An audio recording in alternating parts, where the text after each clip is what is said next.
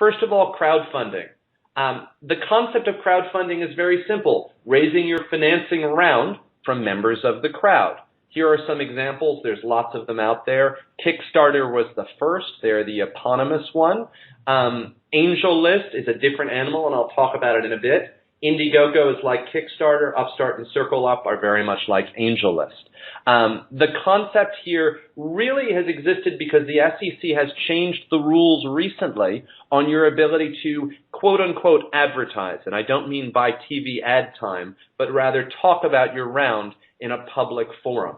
And that has allowed companies to set up marketplaces like AngelList, Upstart, and CircleUp that allow you to actually get funding from the crowd, or at least a certain portion of the crowd. Within the crowdfunding universe, I really bucket these into two models. There are a few others out there, but if you're building a for-profit business, you're focused really on one of these two. And I break them into product-based, which is kickstarting, or equity-based. Product-based kickstarting crowdfunding is aimed at funding a specific product or project. It's really not about, I want to build a company, although it may be your company's first product. So you've probably heard about things like the Pebble watch. You've probably heard about the movie that was being financed through Kickstarting. It's not uncommon. In fact, it's a very popular way to get a specific product or services funded in the early days. Examples include Kickstarter, Indiegogo. They're popping up every day. The pros of this model is investors needn't be accredited. This is a very important term that as you go through the funding world, you'll need to understand. Accredited investors have certain minimum levels of income and or wealth as governed by the SEC. This is meant to protect individual less savvy investors from investing in things they don't understand. In kickstarting, anyone can invest. You do not need to be an accredited investor, which means that opens up the world to your investment. The cons are typically, that means it's relatively small money. In most cases, Kickstarter campaigns have thresholds in the $5, $10, $20, and $50 range, although they can go up from there. And there's lots of competition in the Kickstarter world, and it's highly varied. Lots of companies trying to kickstart. Equity-based crowdfunding means you fund your company. This is literally, I want to get venture capital or I want to get seed capital. I'm going to do it partly through the crowd. AngelList and CircleUp are examples.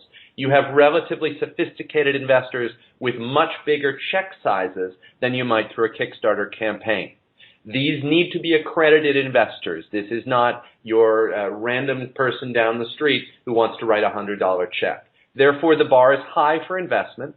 It's an unproven model. These are new. This could all disappear. And as you see these exchanges pop up, many of them will disappear. And finally, and this is important, you won't know your investors in many cases up front, which means you're going to be living with people that you don't necessarily know in the long term. Now, are these right for you? They could be if, number one, you're good at doing online pitches. Tim Ferriss does a great piece about how he got a Kickstarter up and going. If you're really lousy at online self-promotion, these are not great. If you're in a geography with fewer traditional financing sources, the world of the internet is flat.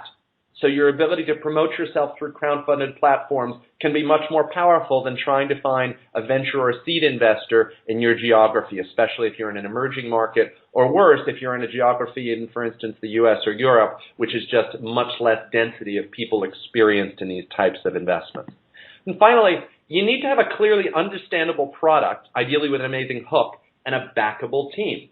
It's a little bit like online dating through these platforms. People can flip through a lot of them, so you need to grab them really quick. If you're trying to describe an extremely complex B2B product, these platforms can be very, very challenging.